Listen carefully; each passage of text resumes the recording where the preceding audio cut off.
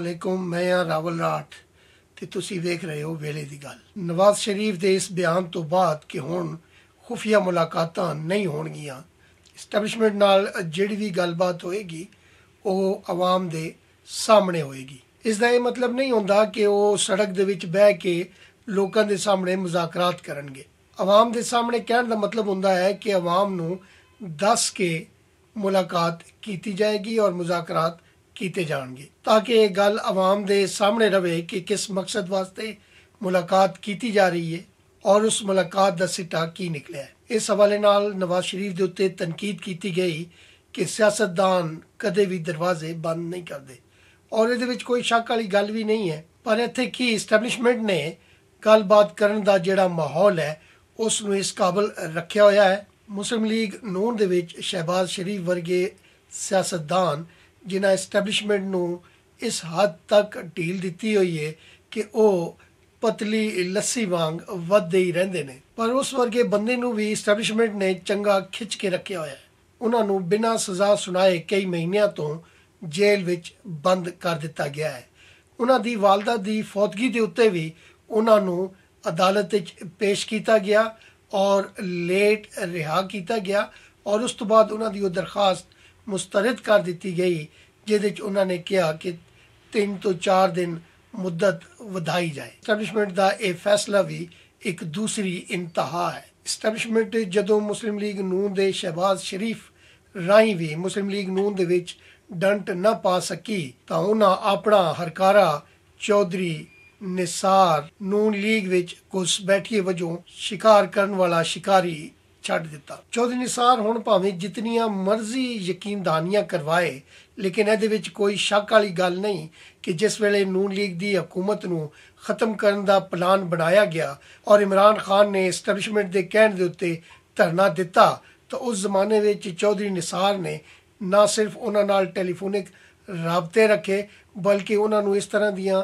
ਸਹੂਲਤਾਂ ਵੀ ਫਰਾਹਮ ਕੀਤੀਆਂ ਕਿ ਉਹ ਬਆਸਾਨੀ ਡੀ ਚੌਕ ਦੇ ਵਿੱਚ ਆ ਕੇ ਕਾਬਜ਼ ਹੋ ਗਏ, ਜਿੱਥੇ ਉਹਨਾਂ 4 ਮਹੀਨੇ ਤੋਂ ਵੱਧ ਮਦਾਰੀ ਤਮਾਸ਼ਾ ਲਾਈ ਰੱਖਿਆ। ਹੋ ਸਕਦਾ ਹੈ ਕਿ ਉਸੇ ਜ਼ਮਾਨੇ ਵਿੱਚ ਇਸਟੈਬਲਿਸ਼ਮੈਂਟ ਨੇ ਇਹਨਾਂ ਨੂੰ ਯਕੀਨ ਦਿਵਾਇਆ ਹੋਵੇ ਕਿ ਆਉਣ ਵਾਲੇ ਵਕਤ ਵਿੱਚ ਇਕਤਦਾਰ ਤੁਹਾਡੇ ਹਵਾਲੇ ਕਰ ਦਿੱਤਾ ਜਾਏਗਾ ਔਰ 2018 ਦੇ ਇਲੈਕਸ਼ਨਾਂ ਵਿੱਚ ਇਹਨਾਂ ਨੂੰ ਤੇ ਇਹਨਾਂ ਦੇ ਪੂਰੇ ਗਰੁੱਪ ਨੂੰ ਜੀਪ ਦਾ ਨਿਸ਼ਾਨ ਅਲਾਟ ਕਰਕੇ ਇਹ ਤਾਸੁਰ ਦਿੱਤਾ ਗਿਆ। ਖਾਸ ਕਰ ਇਹਨਾਂ ਨੂੰ ਯਕੀਨ ਦਿਵਾਇਆ ਗਿਆ ਕਿ ਇਹ ਜੀਪ ਵਾਲੇ ਸਾਰੇ ਕੈਂਡੀਡੇਟ ਜਿੱਤ ਜਾਣਗੇ ਤੇ ਬਾਕੀ ਆਜ਼ਾਦ ਤੇ ਕੁਝ ਮੁਸਲਿਮ ਲੀਗ ਨੂਨ ਦੇ ਲੋਕਾਂ ਨਾਲ ਮਿਲਾ ਕੇ ਤੁਸੀਂ ਵਜ਼ੀਰ ਆਜ਼ਮ ਬਣਾ ਦਿੱਤੇ ਜਾਓਗੇ। ਪਰ ਇਸਟੈਬਲਿਸ਼ਮੈਂਟ ਨੇ ਬੜੀ ਚਲਿੱਤਰ ਗੇਮ ਖੇਡੀ। ਉਹਨਾਂ ਨੇ ਜਿੱਥੇ ਚੌਧਰੀ ਨਿਸਾਰ ਨੂੰ ਜੀਪ ਦਾ ਨਿਸ਼ਾਨ ਅਲਾਟ ਕਰਕੇ ਟਰੱਕ ਦੀ ਬੱਤੀ ਮਗਰ ਲਾਇਆ ਤੇ ਉੱਥੇ ਹੀ ਉਹਨਾਂ ਨੇ ਮੀਡੀਆ ਨੂੰ ਵੀ ਤੇ ਆਵਾਮ ਦੇ ਵਿੱਚ ਵੀ ਇਹ ਤਾਸਰ ਦਿੱਤਾ ਕਿ ਇਸ ਵਾਰੀ ਕੁਰਾ ਚੌਧਰੀ ਨਿਸਾਰ ਦੇ ਨਾਂ ਨਿਕਲਣਾ ਹੈ। ਪਰ ਅਸਲੀ ਗੇਮ ਉਹਨਾਂ ਬਿਹਾਈਂਡ ਦਾ ਸੀਨ ਇਮਰਾਨ ਖਾਨ ਵਾਲੀ ਖੇਡੀ ਤੇ ਇੰਜ ਉਹਨਾਂ ਆਪਣੇ ਮੋਹਰੇ ਨੂੰ ਪਾਕਿਸਤਾਨ ਦੀ ਹਕੂਮਤ ਉੱਤੇ ਮੁਸਲਤ ਕਰ ਦਿੱਤਾ। ਪਰ ਹੋਇਆ ਕਿ ਚੌਧਰੀ ਨਿਸਾਰ ਨੂੰ ਆਪਣੀ ਹਲਕੇ ਦੀ ਆਵਾਮ ਨੇ ਵੀ ਮੁਸਤਰਦ ਕਰ ਦਿੱਤਾ ਤੇ ਇਸ ਤਰ੍ਹਾਂ ਉਹਨਾਂ ਦੇ ਖਾਬਾਂ ਦਾ ਮਹਿਲ ਚਕਨਾ ਚੂਰ ਹੋ ਗਿਆ। ਸਿਰਫ ਉਹਨਾਂ ਨਾਲ ਹੀ ਨਹੀਂ ਬਲਕਿ ਜੀਪ ਦੇ ਨਿਸ਼ਾਨ ਤੇ ਇਲੈਕਸ਼ਨ ਲੜਨ ਵਾਲੇ ਸਾਰੇ ਬੰਦੇ ਉਹਨਾਂ ਦੇ ਰਾਹ ਹੀ ਵਾਪਸ ਘਰਾਂ ਨੂੰ ਪਰਤ ਗਏ। ਪੀਡੀਐਮ ਦੇ ਲਾਹੌਰ ਵਿੱਚ ਹੋ ਰਹੇ ਜਲਸੇ ਅੰਦਰ ਉਮੀਦ ਕੀਤੀ ਜਾ ਰਹੀ ਹੈ ਕਿ ਨਵਾਜ਼ ਸ਼ਰੀਫ ਉਸ ਜਲਸੇ ਤੋਂ ਖਿਤਾਬ ਵੀ ਫਰਮਾਣਗੇ ਔਰ ਉੱਥੇ ਇੱਕ ਧਮਾਕੇਦਾਰ ਐਲਾਨ ਦਾ ਦੂਜਾ ਪਾਰਟ ਅਨਾਉਂਸ ਕੀਤਾ ਜਾਏਗਾ। ਜਿਸ ਤਰ੍ਹਾਂ ਕਿ ਖਬਰਾਂ ਆ ਰਹੀਆਂ ਨੇ ਕਿ ਉਹਨਾਂ ਨੇ ਡਾਇਰੈਕਟ ਇਸਟੈਬਲਿਸ਼ਮੈਂਟ ਦੇ ਉਹਨਾਂ ਅਹੁਦੇਦਾਰਾਂ ਦੇ ਨਾਂ ਨਹੀਂ ਲੈਣੇ ਜਿਨ੍ਹਾਂ ਦੇ ਕਰਤੂਤਾਂ ਕਾਰਨ ਅੱਜ ਪਾਕਿਸਤਾਨ ਇਸ ਨੌਬਤ ਤੇ ਅਪੜ ਗਿਆ ਹੈ। ਮੁਮਕਿਨ ਹੈ ਕਿ ਉਹ ਇਸ ਵਾਰੀ ਇਹਨਾਂ ਜਰਨੈਲਾਂ ਦੇ ਨਾਂ ਨਾ ਲੈਣ, ਪਰ ਇਹਨਾਂ ਜਰਨੈਲਾਂ ਵੱਲੋਂ ਜੱਜਾਂ ਕੋਲੋਂ ਕਰਾਏ ਗਏ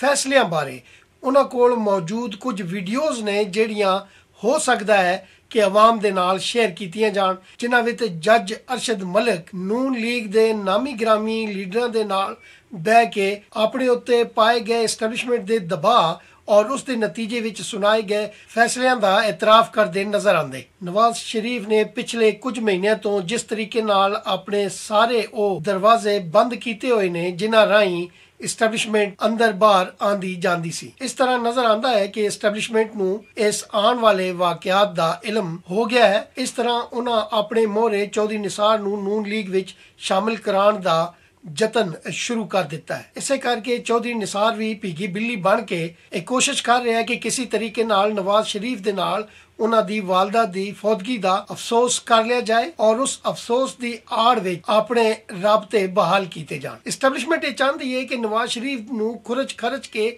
ਸਾਫ਼ ਕੀਤਾ ਜਾਏ ਔਰ ਉਹ ਨਵਾਜ਼ ਸ਼ਰੀਫ ਵਿੱਚੋਂ ਕੱਢ ਲਿਆਂਦਾ ਜਾਏ ਕਿ ਜਿਹੜਾ ਕਿਸੇ ਜ਼ਮਾਨੇ ਦੇ ਵਿੱਚ ਇਸਟੈਬਲਿਸ਼ਮੈਂਟ ਦੀ ਕਠਪੁਤਲੀ ਹੁੰਦਾ ਸੀ, ਜਿਸ ਦੇ ਵਿੱਚ ਇਸਟੈਬਲਿਸ਼ਮੈਂਟ ਕਾਮਯਾਬ ਨਹੀਂ ਹੋ ਰਹੀ। ਇਸ ਤਰ੍ਹਾਂ ਉਹ ਚੌਧਰੀ ਨਿਸਾਰ ਰਹੀ ਆਪਣੀ ਇਹ ਗੇਮ ਖੇਡਣ ਵਿੱਚ ਕਾਮਯਾਬ ਹੁੰਦੇ ਨੇ ਜਾਂ ਨਹੀਂ, ਇਹ ਤੇ ਆਉਣ ਵਾਲੇ ਕੁਝ ਦਿਨ ਦੱਸਣਗੇ। ਅਗਰ ਚੌਧਰੀ ਨਿਸਾਰ ਨੂੰ ਐਕਸੈਪਟ ਕੀਤਾ ਜਾਂਦਾ ਹੈ, ਜਿਸ ਦਾ ਕਿ ਦੂਰ ਤੱਕ ਕੋਈ ਚਾਂਸ ਨਜ਼ਰ ਨਹੀਂ ਆਉਂਦਾ ਕਿ ਇਸ ਵਾਰ ਨਵਾਜ਼ ਸ਼ਰੀਫ ਨੇ ਇਸਟੈਬਲਿਸ਼ਮੈਂਟ ਦੀ ਗੇਮ ਨੂੰ ਹਮੇਸ਼ਾ ਵਾਸਤੇ ਖਤਮ ਕਰਨ ਜਾਂ ਉਹਨਾਂ ਦਾ ਮੱਕੂ ਠੱਪਣ ਦਾ ਤਹੀਆ ਕੀਤਾ ਨਜ਼ਰ ਆਉਂਦਾ ਹੈ। ਪਰ ਜਿਹੜਾ ਕੰਮ ਸ਼ਹਿਬਾਜ਼ ਸ਼ਰੀਫ ਨਾ ਕਰ ਸਕਿਆ, ਕਿ ਉਹ ਕੰਮ ਚੌਧਰੀ ਨਿਸਾਰ ਕਰ ਲਵੇਗਾ। ਨੂਨ ਲੀਗ ਦੇ ਅੰਦਰ ਜਿਹੜੇ ਕਮਜ਼ੋਰ ਲੋਕ ਨੇ ਜਾਂ ਦੋ ਦਲੀਲੇ ਨੇ, ਉਹਨਾਂ ਦਾ ਦੌਰ ਲੱਗਦਾ ਹੈ ਕਿ ਖਤਮ ਹੋਣ ਵਾਲਾ ਹੈ। ਨੂਨ ਲੀਗ ਵਿੱਚ ਮਰੀਮ ਨਵਾਜ਼ ਜਿਸ ਤਰ੍ਹਾਂ ਉੱਭਰ ਕੇ ਇੱਕ ਐਂਟੀ ਐਸਟੈਬਲਿਸ਼ਮੈਂਟ ਲੀਡਰ ਵਜੋਂ ਸਾਹਮਣੇ ਆਈ ਹੈ ਤੇ ਉਸਨੇ ਆਵਾਮ ਦੇ ਵਿੱਚ ਆਪਣਾ ਆਪ ਮਨਵਾ ਵੀ ਲਿਆ ਹੈ। ਅੱਜ ਵੋਟ ਮਰੀਮ ਨਵਾਜ਼ ਤੇ ਨਵਾਜ਼ ਸ਼ਰੀਫ ਦੇ ਨਾਲ ਨੇ ਤੇ ਐਸਟੈਬਲਿਸ਼ਮੈਂਟ ਦੇ ਜਿਹੜੇ ਹਮਦਰਦ ਜਾਂ ਹਮਾਇਤੀ ਨੇ